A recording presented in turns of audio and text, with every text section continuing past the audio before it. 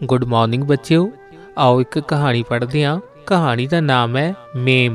ਅੱਜ ਪਿੰਡ ਵਿੱਚ ਬੜੀ ਚਹਿਲ ਪਹਿਲ ਦਿਖਾਈ ਦੇ ਰਹੀ ਸੀ। ਇੰਜ ਲੱਗਦਾ ਸੀ ਜਿਵੇਂ ਪਿੰਡ ਦੇ ਵਿੱਚ ਕਿਸੇ ਖਾਸ ਪ੍ਰਾਹੁਣੇ ਨੇ ਆਉਣਾ ਹੋਵੇ। ਅੱਜ ਪਿੰਡ ਦੇ ਕਿਸੇ ਸੋਹਣ ਸਿੰਘ ਨੇ ਵਿਦੇਸ਼ ਤੋਂ ਪਰਤ ਕੇ ਪਿੰਡ ਆਉਣਾ ਸੀ। ਸੋਹਣ ਸਿੰਘ ਸਿੱਧਾ ਸਾਦਾ ਆਦਮੀ ਸੀ ਜੋ ਤਕਰੀਬਨ 5 ਸਾਲ ਪਹਿਲਾਂ ਖੇਤੀਬਾੜੀ ਛੱਡ ਕੈਨੇਡਾ ਚਲਾ ਗਿਆ ਸੀ। ਪਰ ਅੱਜ ਜਦੋਂ ਸੋਹਣ ਸਿੰਘ ਪਿੰਡ ਆਇਆ ਤਾਂ ਪਿੰਡ ਦੇ ਲੋਕ ਉਸ ਨੂੰ ਦੇਖ ਕੇ ਹੈਰਾਨ ਹੋਏ। ਇਸ ਕਰਕੇ ਕਿ ਸੋਹਣ ਸਿੰਘ ਇਕੱਲਾ ਨਹੀਂ ਆਇਆ ਸੀ, ਉਹ ਆਪਣੇ ਨਾਲ ਸਗੋਂ ਇੱਕ ਮੇਮ ਵੀ ਲੈ ਆਇਆ ਸੀ। ਜਦੋਂ ਸੋਹਣ ਆਪਣੇ ਮਾਂ-ਬਾਪ ਨੂੰ ਮਿਲਿਆ ਤਾਂ ਉਸਦੇ ਮਾਂ-ਬਾਪ ਦੀ ਆਪਣੇ ਪੁੱਤਰ ਨੂੰ ਦੇਖਣ ਦੀ ਖੁਸ਼ੀ ਦੇਖਣ ਵਾਲੀ ਸੀ। ਪਰ ਜਦੋਂ ਅਚਾਨਕ ਉਹਨਾਂ ਨੇ ਸੋਹਣ ਦੀਆਂ ਬਾਹਾਂ ਵਿੱਚ ਬਾਹਾਂ ਪਾਈ ਇੱਕ ਗੋਰੇ ਰੰਗ ਦੀ ਕੁੜੀ ਵੇਖੀ ਤਾਂ ਉਹ ਹੈਰਾਨ ਹੋਏ ਬਿਨਾਂ ਨਾ ਰਹਿ ਸਕੇ। ਕਾਫੀ ਚਿਰ ਉਸ ਕੁੜੀ ਨੂੰ ਦੇਖਣ ਤੋਂ ਬਾਅਦ ਸੋਹਣ ਦੇ ਮਾਂ-ਬਾਪ ਨੇ ਸੋਹਣ ਤੋਂ ਕੁੜੀ ਦੇ ਬਾਰੇ ਪੁੱਛ ਹੀ ਲਿਆ। ਜਦੋਂ ਸੋਹਣ ਨੇ ਮਾਂ-ਬਾਪ ਨੂੰ ਇਹ ਦੱਸਿਆ ਕਿ ਇਹ ਕੁੜੀ ਉਸਦੀ ਵਹੁਟੀ ਹੈ ਤਾਂ ਸੋਹਣ ਦੇ ਮਾਂ-ਬਾਪ ਦੀ ਹੈਰਾਨੀ ਹੋਰ ਵੱਧ ਗਈ। ਸੋਹਣ ਆਪਣੇ ਮਾਂ-ਬਾਪ ਦੀ ਹੈਰਾਨੀ ਨੂੰ ਸਮਝ ਗਿਆ ਤੇ ਆਪਣੇ ਮਾਂ-ਬਾਪ ਨੂੰ ਸਾਰੀ ਸੱਚਾਈ ਬਾਰੇ ਦੱਸਣ ਲੱਗਿਆ। ਉਸਨੇ ਦੱਸਿਆ ਕਿ ਜਦੋਂ ਉਹ ਕੈਨੇਡਾ ਗਿਆ ਸੀ ਤਾਂ ਉਸਨੇ ਉੱਥੇ ਤੁਹਾਨੂੰ ਦੱਸੇ ਬਗੈਰ ਹੀ ਇਸ ਕੁੜੀ ਨਾਲ ਵਿਆਹ ਕਰਵਾ ਲਿਆ ਸੀ। ਇਸ ਦੇ ਸਹਾਰੇ ਮੈਂ ਕੈਨੇਡਾ ਦੇ ਵਿੱਚ ਪੱਕਾ ਹੋ ਗਿਆ ਹਾਂ।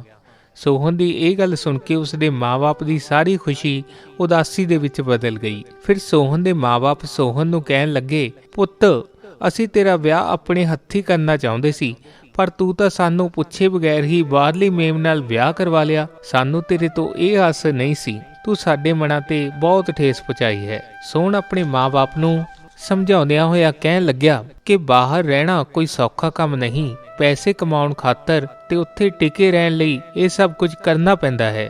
ਸੋਹਣ ਦੀ ਇਸ ਗੱਲ ਵਿੱਚ ਸੋਹਣ ਦੀ ਮਾਂ ਨੂੰ ਕੁਝ ਸੱਚਾਈ ਨਜ਼ਰ ਆਈ ਤੇ ਉਸਨੇ ਸੋਹਣ ਦੀ ਗਲਤੀ ਨੂੰ ਮਾਫ ਕਰ ਦਿੱਤਾ। ਪਰ ਦੂਜੇ ਪਾਸੇ ਸੋਹਣ ਦੇ ਬਾਪ ਨੇ ਸੋਹਣ ਦੀ ਮਾਂ ਤੇ ਕਹਿਣ ਤੇ ਸੋਹਣ ਨੂੰ ਮਾਫ ਕਰ ਦਿੱਤਾ ਸੀ, ਪਰ ਮੇਮ ਨੂੰ ਆਪਣੀ ਨੂੰਹ ਵਜੋਂ ਸਵੀਕਾਰ ਨਾ ਕੀਤਾ। ਅਗਲੇ ਦਿਨ ਸੋਹਣ ਮੇਮ ਨੂੰ ਪਿੰਡ ਘੁਮਾਉਣ ਲੈ ਗਿਆ। ਰਸਤੇ ਵਿੱਚ ਉਹਨਾਂ ਨੂੰ ਇੱਕ ਔਰਤ ਮਿਲੀ। ਉਸਨੇ ਜਦੋਂ ਸੋਹਣ ਦੇ ਨਾਲ ਮੇਮ ਨੂੰ ਆਉਂਦਿਆਂ ਵੇਖਿਆ ਉਹ ਵੀ ਹੈਰਾਨ ਹੋ ਗਈ। ਉਸਨੇ ਸੋਹਣ ਨੂੰ ਹੌਲੀ ਜਿਹੀ ਆਵਾਜ਼ ਦੇ ਵਿੱਚ ਪੁੱਛਿਆ, ਇਹ ਔਰਤ ਕੌਣ ਹੈ? ਸੋਹਣ ਨੇ ਉਸ ਔਰਤ ਨੂੰ ਸਭ ਸੱਚ-ਸੱਚ ਦੱਸ ਦਿੱਤਾ, ਪਰ ਉਸ ਔਰਤ ਨੂੰ ਸੋਹਣ ਦੀ ਗੱਲ ਤੇ ਯਕੀਨ ਨਾ ਆਇਆ। ਉਹ ਸੋਚਣ ਲੱਗੀ, ਅਜੇ ਕੱਲ੍ਹ ਤਾਂ ਬਾਹਰੋਂ ਆਇਆ ਹੈ ਤੇ ਰਾਤੋਂ ਰਾਤ ਵਿਆਹ ਕਿਵੇਂ ਕਰਵਾ ਲਿਆ?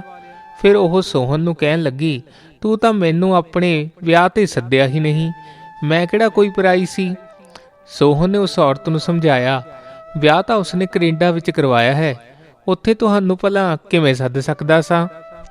ਸੋਹਣ ਦੀ ਇਹ ਗੱਲ ਸੁਣ ਕੇ ਔਰਤ ਸਮਝ ਗਈ ਕਿ ਸੋਹਣ ਨੇ ਬਾਹਰਲੀ ਮੇਮ ਦੇ ਨਾਲ ਵਿਆਹ ਕਰਵਾਇਆ ਹੈ। ਕੁਝ ਚਿਰ ਚੁੱਪ ਰਹਿਣ ਮਗਰੋਂ ਉਸ ਔਰਤ ਨੇ ਸੋਹਣ ਤੋਂ ਮੇਮ ਦਾ ਨਾਮ ਪੁੱਛਿਆ। ਸੋਹਣ ਨੇ ਮੇਮ ਨੂੰ ਆਪਣਾ ਨਾਂ ਦੱਸਣ ਲਈ ਕਿਹਾ।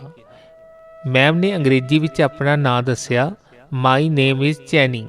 ਉਸ ਔਰਤ ਨੂੰ ਮਾਈ ਨੇਮ ਇਜ਼ ਚੈਨੀ ਦਾ ਮਤਲਬ ਸਮਝ ਨਾ ਆਇਆ ਤੇ ਉਹ ਸੋਹਣ ਨੂੰ ਕਹਿਣ ਲੱਗੀ, ਤੇਰੀ ਬਾਹਰਲੀ ਵਹੁਟੀ ਪਤਾ ਨਹੀਂ ਕੀ ਚੈਨੀ ਮੈਨੀ ਕਰੀ ਜਾਂਦੀ ਹੈ, ਮੈਨੂੰ ਤਾਂ ਇਸ ਦਾ ਦੱਸਿਆ ਕੁਝ ਵੀ ਸਮਝ ਨਹੀਂ ਆਇਆ, ਇਸ ਦਾ ਤੂੰ ਨਾਮ ਮੈਨੂੰ ਦੱਸ। ਫਿਰ ਸੋਹਣ ਨੇ ਉਸ ਔਰਤ ਨੂੰ ਦੱਸਿਆ ਕਿ ਉਹਦੀ ਵਹੁਟੀ ਦਾ ਨਾਮ ਚੈਨੀ ਹੈ। ਚੈਨੀ ਨਾਂ ਉਸ ਔਰਤ ਨੂੰ ਕੁਝ ਅਜੀਬ ਜਿਹਾ ਲੱਗਿਆ। ਫਿਰ ਉਹ ਬੋਲੀ, ਚੈਨੀ ਵੀ ਕੋਈ ਨਾਂ ਹੁੰਦਾ ਹੈ? ਸੋਹਣ ਨੇ ਉਸ ਔਰਤ ਨੂੰ ਸਮਝਾਇਆ ਕਿ ਬਾਹਰ ਦੀਆਂ ਕੁੜੀਆਂ ਦੇ ਨਾਮ ਇਸੇ ਤਰ੍ਹਾਂ ਦੇ ਹੁੰਦੇ ਹਨ। ਫਿਰ ਸੋਹਣ ਤੇ ਉਸ ਦੀ ਕੈਨੇਡੀਅਨ ਮੇਮ ਅੱਗੇ ਤੁਰ ਪਏ। ਜਿਵੇਂ ਕਿ ਪਿੰਡ ਦੀਆਂ ਔਰਤਾਂ ਨੂੰ ਚੁਗਲੀਆਂ ਕਰਨ ਦੀ ਆਦਤ ਹੁੰਦੀ ਹੈ, ਉਹ ਔਰਤ ਵੀ ਇਸੇ ਬਹਾਨੇ ਸੋਹਣ ਦੇ ਘਰ ਪਹੁੰਚ ਗਈ ਅਤੇ ਆਪਣਾ ਰਾਗ ਅਲਾਪਣ ਲੱਗ ਪਈ। ਉਹ ਔਰਤ ਅਣਜਾਣ ਜੀ ਹੀ ਬਣ ਕੇ ਬੋਲੀ, ਸੋਹਣ ਦੀ ਮਾਂ ਨੂੰ ਕਹਿੰਦੀ, ਮੈਂ ਸੁਣਿਆ ਤੇਰਾ ਮੁੰਡਾ ਬਾਹਰੋਂ ਮੇਮ ਵਿਆਹ ਕੇ ਲਿਆਇਆ ਹੈ। ਹਾਂ ਤੂੰ ਠੀਕ ਸੁਣਿਆ, ਸੋਹਣ ਦੀ ਮਾਂ ਨੇ ਜਵਾਬ ਦਿੱਤਾ। ਫਿਰ ਔਰਤ ਬੋਲੀ, ਭੈਣੇ ਅੱਜ ਦੇ ਮੁੰਡਿਆਂ ਨੂੰ ਪਤਾ ਨਹੀਂ ਕੀ ਹੋ ਗਿਆ ਹੈ, ਆਪਣੀ ਮਰਜ਼ੀ ਨਾਲ ਹੀ ਵਿਆਹ ਕਰਵਾ ਲੈਂਦੇ ਹਨ, ਕਿਸੇ ਨੂੰ ਦੱਸਦੇ ਤੱਕ ਵੀ ਨਹੀਂ। ਸੋਹਣ ਦੀ ਮਾਂ ਸਮਝਦਾਰ ਸੀ, ਇਸ ਕਰਕੇ ਉਹ ਔਰਤ ਦੀ ਹਰ ਗੱਲ ਵਿੱਚ ਹਾਂ ਮਿਲਾਈ ਗਈ। ਦਾਲ ਨਾਲ ਗਲਦੇ ਦੇਖ ਕੇ ਔਰਤ ਉੱਥੋਂ ਚਲੀ ਗਈ। ਸੋਹਣ ਮੇਮ ਨੂੰ ਪਿੰਡ ਵਿੱਚ ਜਿਸ ਵੀ ਘਰ ਦੇ ਵਿੱਚ ਲੈ ਕੇ ਜਾਂਦਾ ਉੱਥੇ ਮੈਮ ਅੰਗਰੇਜ਼ੀ ਵਿੱਚ ਗੱਲ ਕਰਦੀ, ਜਿਸ ਕਰਕੇ ਕਿਸੇ ਨੂੰ ਵੀ ਮੈਮ ਦੀ ਗੱਲ ਸਮਝ ਨਾ ਲੱਗਦੀ। ਸਾਰਿਆਂ ਨੂੰ ਮੈਮ ਦੀਆਂ ਗੱਲਾਂ ਊਲ ਜਲੂਲ ਲੱਗਦੀਆਂ। ਦੂਸਰੇ ਪਾਸੇ ਪਿੰਡ ਦੇ ਨਿਆਣਿਆਂ ਨੂੰ ਮੈਮ ਵੇਖਣ ਦਾ ਬਹੁਤ ਚਾਅ ਸੀ। ਉਹ ਜਿੱਥੇ ਵੀ ਸੋਹਣ ਨੂੰ ਮੇਮ ਦੇ ਨਾਲ ਖੜੇ ਦੇਖਦੇ ਉੱਥੇ ਹੀ ਇਕੱਠੇ ਹੋ ਜਾਂਦੇ। ਜਦੋਂ ਜੋੜੀ ਤੁਰਦੀ ਤਾਂ ਉਸਦੇ ਮਗਰ ਹੋਰ ਤੁਰਦੇ। ਕਈ ਵਾਰ ਮੇਮ ਦੇ ਸਾਹਮਣੇ ਪੁੱਠੀਆਂ ਸਿੱਧੀਆਂ ਹਰਕਤਾਂ ਕਰਨ ਲੱਗ ਪੈਂਦੇ। ਕਈ ਵਾਰ ਚਲਾਕ ਅਤੇ ਸ਼ਰਾਰਤੀ ਨਿਆਣੇ ਸੋਹਣ ਨੂੰ ਇਹ ਕਹਿਣੋਂ ਵੀ ਨਾ ਝਿਜਕਦੇ, ਅੰਕਲ ਤੁਹਾਡੀ ਮੇਮ ਬਹੁਤ ਸੋਹਣੀ ਹੈ, ਇਹਦੇ ਮੱਥੇ ਤੇ ਕਾਲਾ ਟਿੱਕਾ ਲਗਾ ਦਿਓ। ਕਿਤੇ ਤੁਹਾਡੀ ਗੋਰੀ ਮੇਮ ਨੂੰ ਕਿਸੇ ਦੀ ਨਜ਼ਰ ਨਾ ਲੱਗ ਜਾਵੇ।